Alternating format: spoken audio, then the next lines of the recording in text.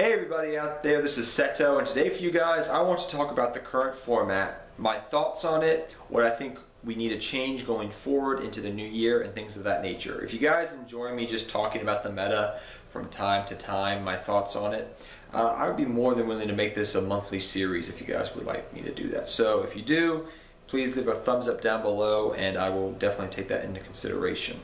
So, I actually did a poll a couple days ago on this, talking about the meta. I did a poll, and if you guys want to, I've been posting a lot of stuff and what I'm trying to do with the channel, cool little things, trying to get ideas for different videos. If you go to the community section on YouTube, on my channel page, you can see a whole bunch of things I've been posting over the last couple of days. But I took a poll, and we had a good response rate of 161 people responded.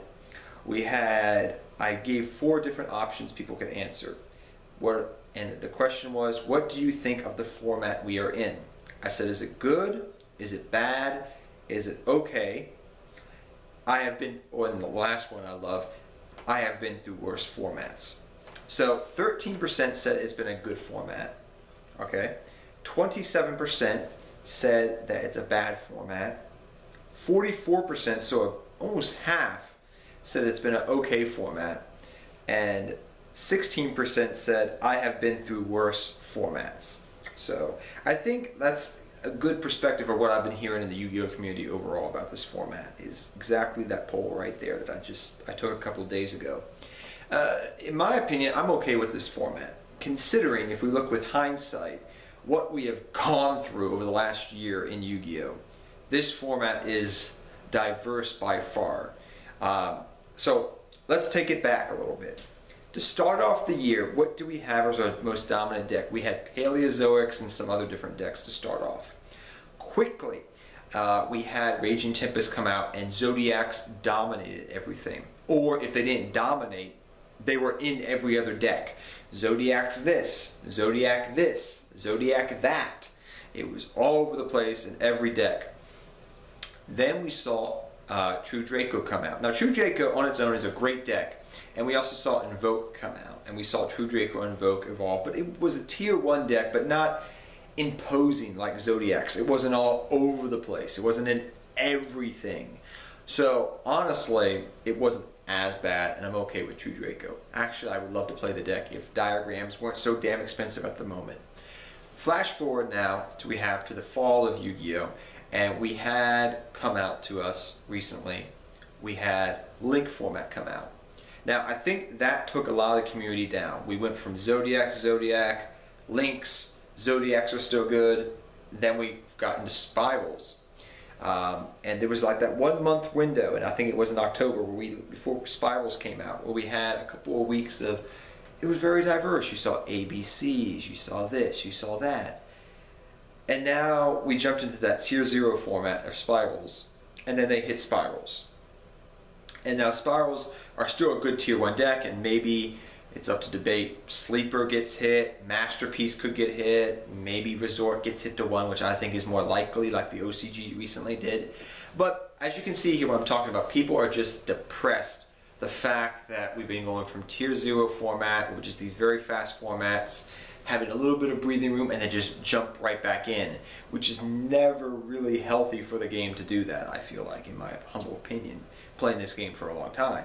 I wouldn't want to jump in from Teledad into Dragon Ruler format back to back. It's just not fun to do that. Some people enjoy that, some people don't enjoy that, but for the most of the community, it gets tiresome. You want to go to locals, but everybody's playing, Spirals because it's cheap. You kind of go, oh, that's what happens. I've noticed a lot of more casual players out there. But personally, I'm okay with the format. The one gripe I have about this format is the hand traps. Oh gosh. Max C at 1 of, I get it, it's a Saki card, and I got it.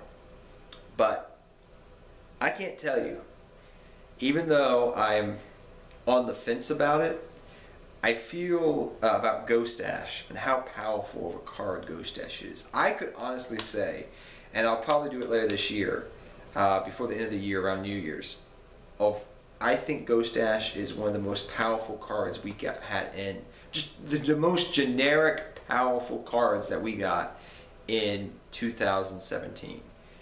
Now, saying all that, should Ghost Ash get hit? It's debatable, I guess you could say. That's not the point what I'm trying to make in this video. The point is, I feel like, even though we have, what is it? Alpha to go into Gamma, to make your, which can negate your, I believe it is, your Ghost Ashes, your Ghost Ogres, your Maxis. It's a counter for your other hand traps out there, and you get an Omega on the field with that, as long as you don't draw the driver. I'm having a brain. Is it Alpha?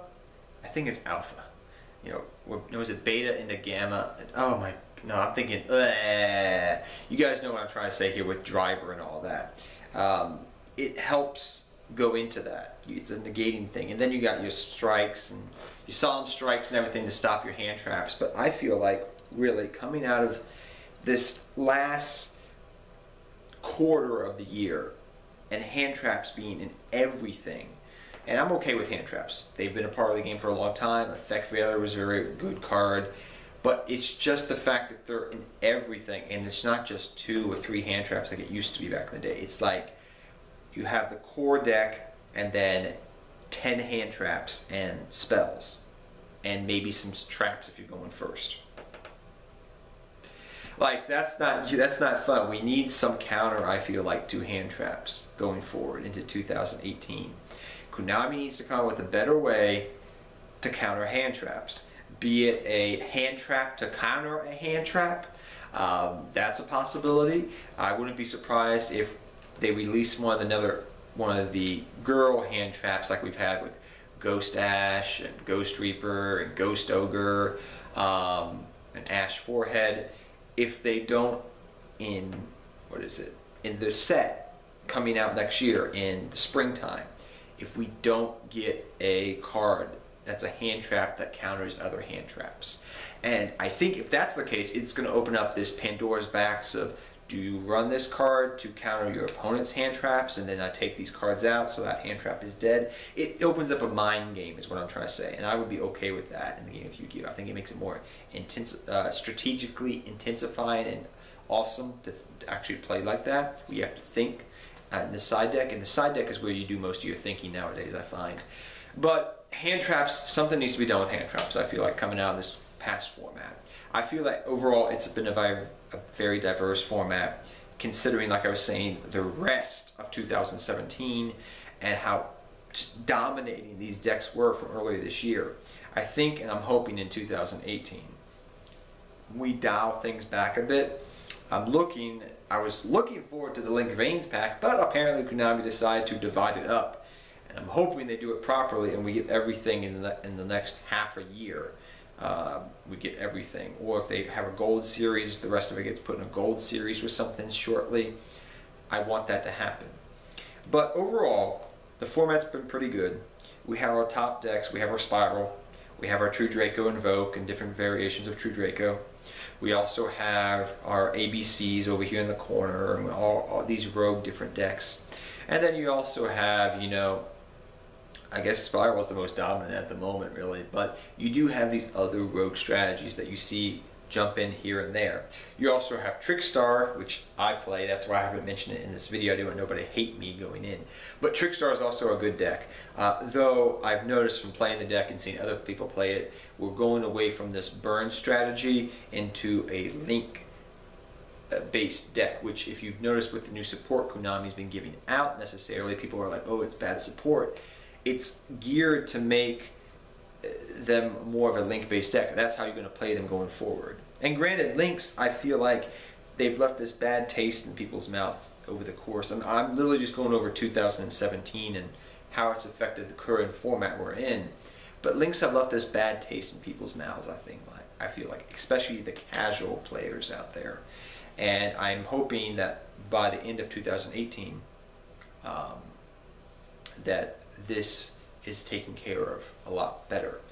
But those are just my thoughts on the current meta. I mean, you still have your top tier decks. You got your True Draco, your Spiral, your Trickstar. You have your different other decks out there that are roguish, but those are the 3 main ones at the moment. and you also see some other ones out there. But I'm hoping going forward into 2018, as I end this meta discussion for December 2017, that things get even more diverse going forward, that once Spiral get hit, we have more diversity. Because, and I'll mention this if you're planning to play the meta in the future as a prediction here, when Spirals get hit, okay, and maybe Trickstar gets hit, all right, if those get hit, all right, it's going to leave this vacuum to some degree of a lot of rogue strategies. True Draco, I think they hit perfectly on, was it this, I forget which one, with the September or the November ban list they hit Lithosagam. I think it was the November one because it was on the emergency ban list. And I was about to make a deck profile with Lithosagam, and then they hit the bloody thing, and I was really sad. But I think it was November, that's when Lithosagam got hit. My brain deceives me at the moment. It's 12 o'clock in the morning, and I want to make this video before I go to bed, because I'm not going to have any time to make videos in the future. But I feel like going forward after this, we're going to have a lot of diverse format, especially going into the new year. I foresee these new decks coming out. I think we're going to have a resurgence of older decks, especially like pendulum decks and things of that nature. We're going to have a resurgence of that and these older strategies, hopefully, with the new Link stuff that they're trying to get to us a little bit more quickly, it looks like. Even though they've rarity bumped it, it's getting to us quicker, which is nice. So hopefully the meta game is more diverse going forward than it already is. That's my hope. And overall, I've been enjoying it. I haven't been playing competitively a lot when I've been down here in Richmond, because I've been mostly doing filming, or I'm just like, I'm not feeling it today, and I just wanted to hang out with the guys and play around, or I'm doing a whole bunch of other different things. So yeah, but overall I've been keeping my hand in the cookie jar and just paying attention to the game.